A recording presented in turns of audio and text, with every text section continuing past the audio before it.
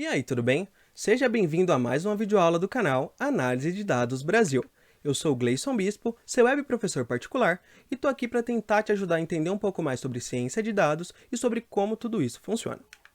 E eu queria começar o vídeo de hoje agradecendo todo mundo que está apoiando o nosso projeto, que se inscreveu no canal, que está dando like nos vídeos e que está compartilhando com os seus amigos, com a família e com os colegas. Muito obrigado! Isso me motiva muito a continuar gravando videoaulas, a continuar pesquisando e trazendo materiais para vocês. Então, muito obrigado! Como de costume, vamos recapitular os principais pontos que nós vimos na nossa última aula. Na nossa última aula, nós falamos um pouco sobre Big Data, e nós definimos Big Data como um fenômeno associado a grandes volumes de dados. Nós definimos também Big Data sendo uma série de características, e para que um grupo de dados seja categorizado como Big Data, ele precisa cumprir essas características. Nós vimos as mais importantes, que é a questão da velocidade, do volume e da variedade.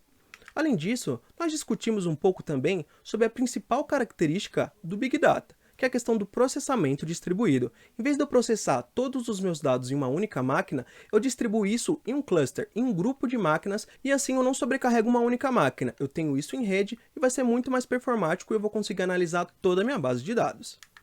E na aula de hoje, a ideia é discutir um pouquinho sobre qual que é a relação entre o Big Data e o assunto mais importante, um dos mais importantes da ciência de dados, que é o Machine Learning. Mas antes da gente falar disso, é importante a gente definir o que é o Machine Learning. E antes de responder isso para você, eu tenho um pequeno recado, e esse recado é: pessoal, essa primeira temporada da nossa série, ela é uma temporada introdutória. Então os assuntos aqui, eles são somente para que você entenda os fundamentos, como aquilo funciona e qual que é a aplicabilidade daquilo no nosso dia a dia. No futuro, nós vamos ter aulas, por exemplo, de Machine Learning, como criar algoritmos, como programar esses algoritmos, mas isso vai ser no futuro, tá? Nessas aulas, a ideia dessa primeira temporada é que seja introdutória, para que você possa entender o contexto daquilo, tá legal? Dito isso, vamos voltar para a nossa aula. Machine Learning, se a gente traduzir diretamente do inglês, machine tem a ver com máquina, e learning tem a ver com aprendizado. Na sua tradução literal, é aprendizado de máquina. E é isso mesmo, tá? É o aprendizado de máquina. Mas esse aprendizado tem a ver com algo. O que a máquina aprende? A máquina ela aprende os padrões nos dados, tá bom? Então ela vai aprender um padrão do passado, dos meus dados do passado, do meu histórico de dados. E como é que ela aprende isso? Ela aprende através de algoritmos computacionais. Um algoritmo que nada mais é que um passo a passo, só que esse passo a passo ele é automatizado, tudo bem? Mas Gleison, tudo bem, isso é muito bonito na teoria, mas como é que isso funciona na prática? Eu trouxe um exemplo para vocês, e esse exemplo eu acho que você já passou e provavelmente você usou Machine Learning e nem sabia que estava utilizando. Vamos para esse exemplo. Imagina agora que você vai responder os seus e-mails. Aí você abre a sua caixa e você percebe que na sua caixa de entrada tem alguns e-mails com o seguinte título: você ganhou milhas, você ganhou um bônus, você ganhou um super sorteio da internet. E se você, assim como eu, tem um pouco de tempo de internet, você sabe que por aqui é muito difícil de ganhar algum sorteio. Muito provavelmente esse e-mail ele nada mais é que um spam, que um lixo eletrônico que foi para sua caixa. E o que você faz? Automaticamente você deleta aquele e-mail, e você faz isso durante dias e dias. Depois de um tempo, você começa a notar que aqueles e-mails não chegam mais para sua caixa de entrada, eles vão direto para sua caixa de spam automaticamente. Você sabe o que aconteceu? A máquina aprendeu o que é um spam. Ela aprendeu, de acordo com seu histórico de dado, de acordo com o padrão dos seus dados, ela aprendeu qual era um padrão de um spam e de não spam. E automaticamente ela faz essa classificação automática no seu e-mail, colocando os e-mails ou direcionando os e-mails corretos para sua caixa, e os e-mails que forem suspeitos, ela já classifica como spam e manda aquilo para a lixeira ou para sua caixa de spam. Tudo isso de forma automática. Esse é só uma aplicação de Machine Learning no nosso dia a dia, mas tem muitas outras. Agora que você entendeu um pouquinho como isso funciona, vamos falar um pouco dessas outras formas de encontrar o Machine Learning no dia a dia. Eu trouxe aqui uma série de exemplos, mas o primeiro deles é no varejo. O varejo tem utilizado muito Machine Learning. Então imagina uma loja que descobriu que nos momentos de época escolar que os alunos estão entrando na escola, toda vez que um aluno compra um caderno, muito provavelmente ele também compra uma mochila. Então, analisando o histórico de dados, existe esse padrão. Então, o que essa loja fez? Ela colocou as mochilas próximas ao caderno. Dessa forma, toda vez que a pessoa comprar um caderno, muito provavelmente ela vai olhar aquela mochila e já vai ser muito mais cômodo para aquele consumidor. Eu tenho certeza que muito provavelmente agora você vai notar isso nos supermercados. Produtos próximos, eles sempre ficam agrupados, sempre como uma recomendação para a gente. Uma outra aplicação é no cartão de crédito. Então imagina que você tem o seu padrão de consumo. Digamos que o seu padrão de consumo é de gastar cerca de R$ 500 por mês de compras no seu cartão de crédito. E de uma hora para outra aparece uma compra de R$ 4.000. O que o cartão vai fazer? Ele automaticamente vai bloquear aquela compra e vai te ligar. Olha, Sr. Gleison, é você mesmo que está fazendo essa compra? Isso me parece suspeito.